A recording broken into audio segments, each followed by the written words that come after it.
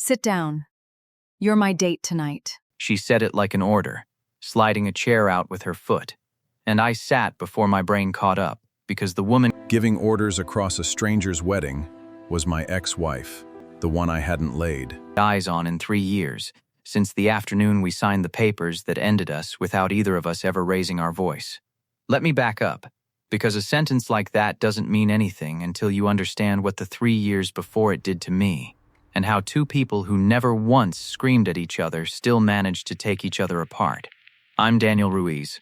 I'm 40, and I install and repair commercial HVAC systems, the big rooftop units that keep grocery stores and office buildings breathing. It's good, steady work, the kind where you show up, find what's broken, fix it, and leave a building better than you found it. I've always been better with systems than with people. A furnace doesn't hide what's wrong with it, it just quits, or it rattles, or it smells like something's burning, and if you're patient and you know where to look, you can always find the fault. People don't work like that. People smile and say they're fine while the whole thing is failing quietly behind the drywall.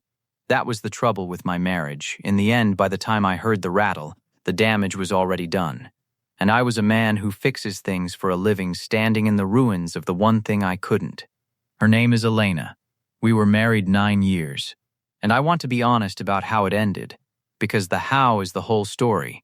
It didn't end in a fire. It ended in a slow freeze. And the cruelest part was that there was never a villain, never a betrayal, never a moment I could point at and say there. That's the thing that broke us. We just got worn down. Life did it. And we mistook the exhaustion for the end. Here's the hard season nobody outside the two of us ever really knew. 6 years into the marriage, Elena got pregnant. And we were so happy it scared me. I remember standing in the nursery we'd half painted, this soft yellow, thinking a man isn't supposed to get to be this lucky. And then, at 5 months, we lost the baby. A girl. We'd already named her. And the thing that grief does to two people, the thing nobody warns you about, is that it doesn't always pull you together. Sometimes it drives a wedge. Because you're each drowning in the same water, and you don't have the air to save anybody but yourself. Elena grieved out loud. And I grieved by disappearing into work, taking every overtime shift, staying up on rooftops in the cold because it was easier than coming home to a half-painted yellow room and a woman whose sadness I didn't know how to fix. And she needed me present, and I gave her a paycheck and a locked jaw, and she stopped asking, and I told myself she was doing better because she stopped asking, when really she was just doing what I was doing, going quiet, going numb, learning to live around the other person instead of with them. By year 9, we were two polite strangers sharing a mortgage. We didn't fight. That's what everyone said. Later, like it was a comfort, at least it was amicable.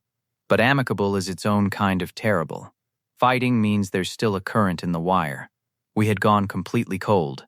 And one night Elena said, gently over dinner neither of us was eating, "Danny, I think we're just roommates who used to be in love," and I didn't argue, because she was right. And that was the beginning of the end. We divorced quietly, split everything fairly, and shook hands in a parking lot outside a lawyer's office like two people concluding a business arrangement. She kept the house. I moved into an apartment across town. And I did not see or speak to Elena Ruiz for 3 years. I told myself a story to survive it, and the story was that we'd simply run our course, that some marriages just end, that we'd loved each other once and used it up, that it was nobody's fault and there was nothing to regret because there was nothing anyone could have done. It was a clean story. It let me off the hook, and I built 3 quiet gray years on top of it. I worked. I ate dinner standing up. I dated a little. Nothing that took.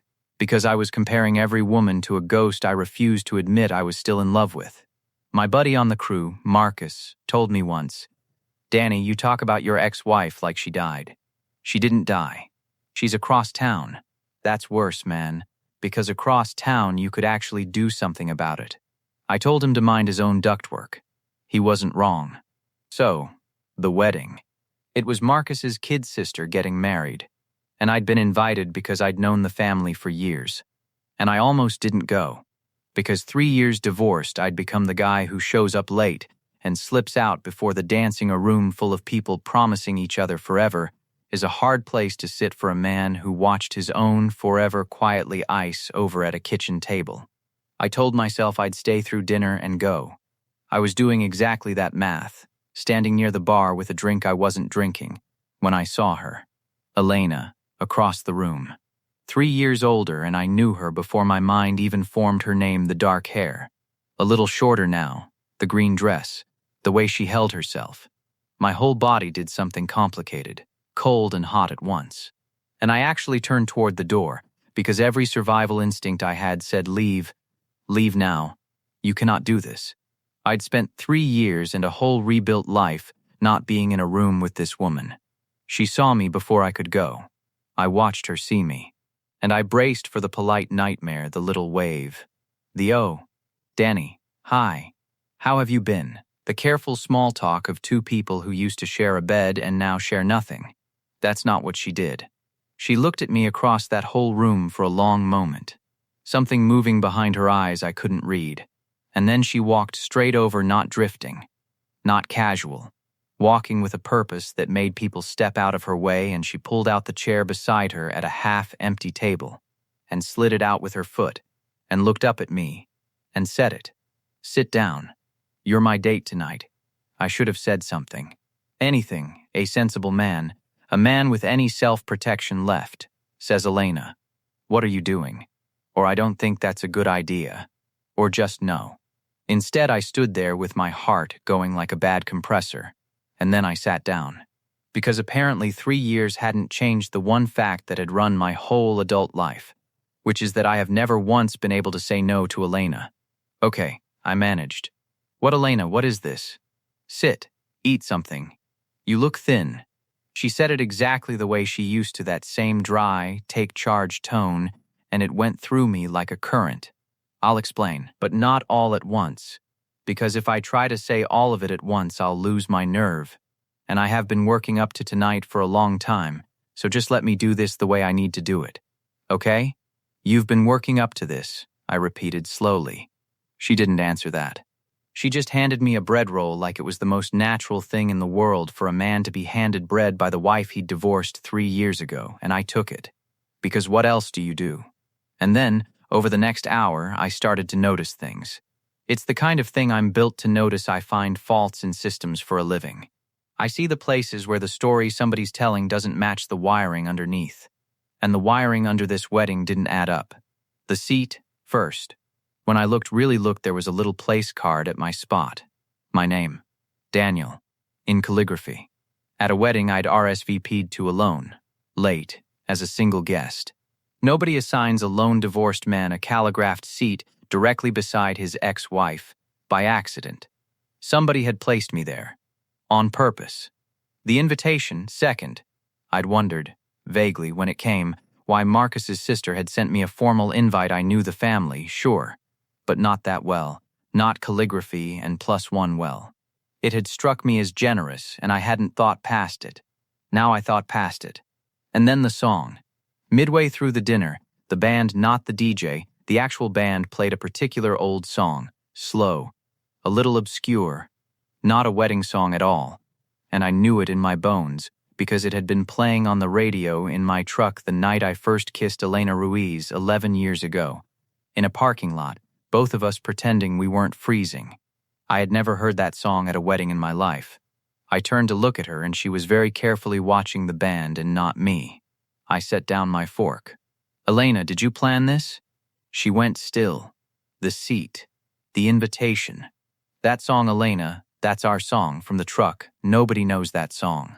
Did you? The whole shape of it came together at once. Did you arrange all of this? To get me here?"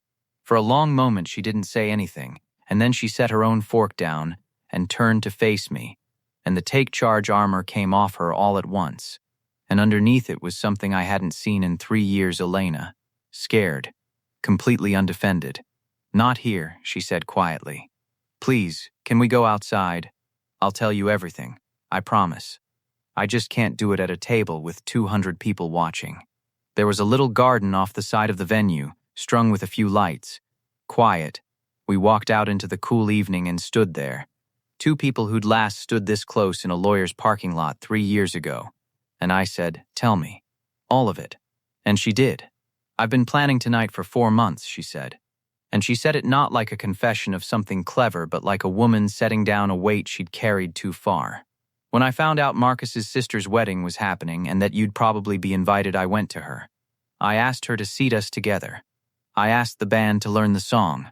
I made sure the invitation reached you. And I've been sick to my stomach for 4 months that you wouldn't come. Or that you'd come and take one look at me and leave.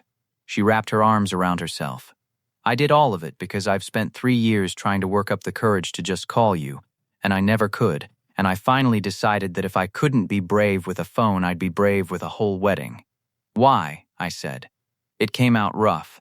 Why now, after 3 years, because I don't think we should have gotten divorced. She said it fast, like she had to get it out before the fear caught up. That's the thing I've been too scared to say for 3 years.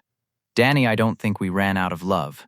I think we ran out of strength, and we mistook one for the other, and it is the biggest mistake I have ever made in my life. The garden went very quiet.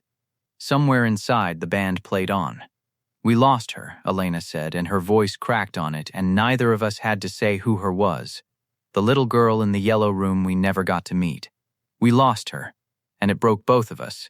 And instead of breaking together, we broke apart, and I've spent 3 years understanding exactly what happened to us. We didn't stop loving each other, Danny.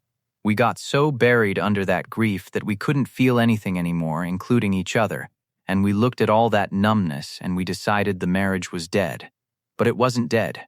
It was hurt. It was 2 people so wounded they went numb, and we put a numb marriage in the ground when what it needed was help, and time, and somebody to say out loud that we were drowning instead of pretending we were fine. She was crying now, openly. I let us bury something that was still alive. Because grieving felt like too much, and quitting felt like less. And I have regretted it every single day for 3 years. I had to look away, at the string lights, because a grown man coming apart in a garden is a lot. You never fought me on it, I said. The divorce. You just agreed. You said we were roommates and you were right, and I didn't argue, and you didn't argue, and we just because I was numb, Danny. That's what I'm telling you. I was so far down in it I couldn't feel that I was making the worst decision of my life. I could barely feel anything. And by the time I started to thaw out, by the time I woke up one morning about a year later and felt the grief actually start to lift, and felt myself come back, you were gone. We were divorced, and I thought, I've done it now. I've thrown him away, and a man like Danny won't want the woman who quit on him when it got hard. She wiped her face. So I did what you did.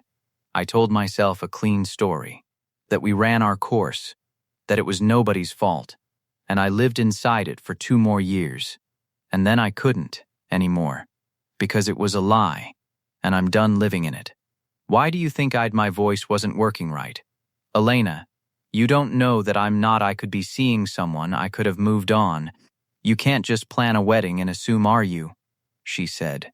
Seeing someone? And I couldn't lie to her. I never could. No, have you moved on? The honest answer sat in my chest like a stone I'd been carrying for 3 years. No, I said. I never even started. Marcus says I talk about you like you died. He's right. I built a whole gray little life across town and told myself it was fine. And it was never fine, it was just quiet. And I couldn't tell the difference anymore. I looked at her. I never stopped either, Elena. That's the truth I've been not saying for 3 years. I let you walk out of that lawyer's office, and I drove home, and I have loved you every single day since, and told myself it didn't count because the papers were signed.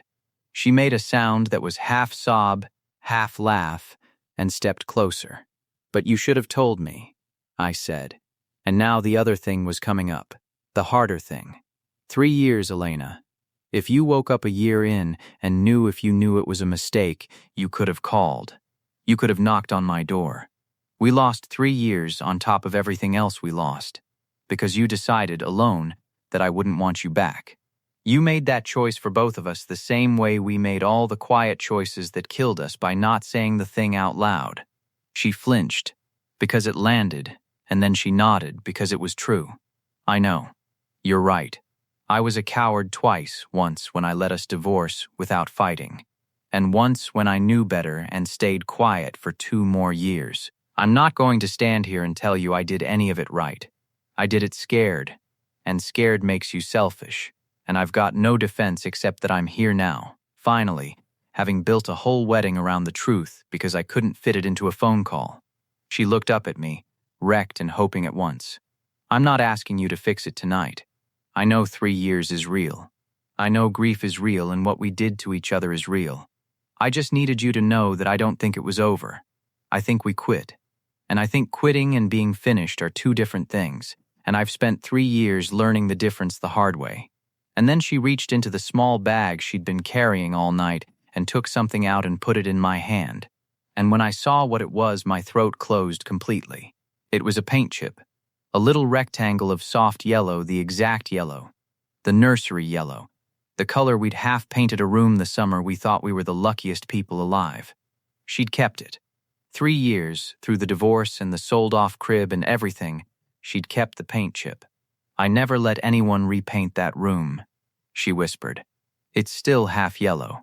I couldn't do it. And I know that's a hard thing to show you. I know it's the worst thing we ever went through. But that's the point, Danny. That's exactly the point. The thing that broke us is the thing I've never been able to let go of. And I finally understood that means it never really broke us at all. It just hurt more than we knew how to survive together. So we survived it apart. And I don't want to survive it apart anymore. I want to finish painting the room. I don't care what color. I just don't want to do the rest of my life across town from you, both of us pretending a thing we buried is actually dead. I looked down at that little square of yellow and up at the woman who'd built an entire wedding into a confession because she was too scared to make a phone call, and I did the only thing that made any sense in the world. I pulled Elena Ruiz against my chest and held on, and she shook, and I put my mouth against her hair and said, "Then let's stop pretending." She pulled back and looked at me. "Danny, I need you to be sure. Because I can't do this halfway. I can't do the thing where we try and one of us gets scared and goes numb again, and I'm not scared of the hard part anymore," I said. And I meant it in a way I'd never meant anything. That's what 3 years alone teaches you. The hard part isn't the grief, Elena. I did the grief. I did it by myself in a gray apartment across town, which is the worst possible way to do it. The hard part is doing it alone. I would rather stand in a half-yellow room with you and cry about our daughter than spend one more night being fine by myself. It was never that we didn't love each other. We just got so hurt we forgot how to be hurt together. And I'm done forgetting. She broke completely then, and I held her up in that garden while the band played on inside, and we stood there. 2 people who'd buried something that was still breathing, digging it back up with our bare hands. We didn't fix 3 years in a garden. I want to be honest about that, because the version where one wedding heals everything is a lie, and there's too much true in this to cheapen it. We went slow, genuinely slow, on purpose, because we'd both learned exactly what it costs to skip the hard conversations. We started over almost like strangers, which was surreal, because we knew each other's whole histories and still had to learn the people we'd each become in 3 years apart. I was angry, some days, under the joy angry that she'd known for 2 years, and stayed silent. Angry at the time we'd lost that we'd never get back. And she let me be angry, and didn't defend it, because there was no defending it, only understanding it. And she had her own thing to work through, the deep belief that she was the one who'd quit, who'd thrown me away, who didn't deserve the second chance she was reaching for. That didn't dissolve because I made a speech in a garden. It took time. Some days it's still taking time. But we did the work, because we finally knew what not doing it costs. We went, together, to talk to somebody, a counselor, the kind of help we should have gotten 3 years earlier instead of a divorce lawyer. The kind that might have saved us the whole gray decade if either of us had been brave enough to walk in the door back when it counted. We sat in that office and we finally grieved our daughter together. Out loud, the thing we never did. The thing that might have saved us the first time if we'd known how. It was the hardest thing I've ever done, and it was the thing that actually healed us. Because it turned out Elena was right about the wiring all along. The thing that broke us was the thing that could put us back together, if we were brave enough to touch it with the lights on. I moved back across town that spring. Not all at once, slow, careful, real. And the first weekend I was properly home, We stood in the doorway of that half-yellow room, the two of us, and Elena took my hand and said, "What color do you want to make it?" And I said I didn't care, any color, and she said no. It mattered. We were going to choose this time instead of letting a room sit half-finished for years because we were too scared to decide. So we painted it, a soft green, in the end. We kept one small square of the yellow up in the corner behind where a shelf would go, where you'd only see it if you knew to look, because you don't paint over the thing that hurt you and pretend it wasn't there. You just decide to stop living in only that one color. We got remarried 11 months after that wedding. Same garden. Actually, Marcus found it either romantic or insane, and I told him it could be both. It was small. Elena wore green, and when the band played our song, the truck song, the one she'd taught a wedding band 4 months before she'd worked up the nerve to reclaim me, I took my wife out onto the floor and held her the way I'd been afraid to for 3 years, and neither of us said much, because we didn't have to. People ask sometimes how we found our way back after a divorce, like there's a trick to it. And there isn't. There's just the truth, which is less romantic and more true than any trick. We never actually stopped loving each other. We got buried. Grief buried us, and exhaustion buried us, and our own quiet cowardice buried us, and we looked at all that dirt and decided the thing underneath must be dead. It wasn't dead. It was waiting. It took Elena 4 months of secret planning and a whole borrowed wedding and the bravery to walk across a crowded room and give a divorced man an order, "Sit down. You're my date tonight," to dig it back up. And the best thing I have ever done in my life, better than any system I ever fixed, was sit down when she told me to and stay. I hadn't seen her since the divorce. I've seen her every morning since that wedding. There's a green room down the hall with a little square of yellow in the corner and a woman asleep beside me who once loved me enough to plan her whole way back. And some nights I lie awake and think about how close we came to letting a thing that was only wounded stay in the ground forever, and how grateful I am that one of us was finally brave enough to say, "Sit down," and mean, "Come home."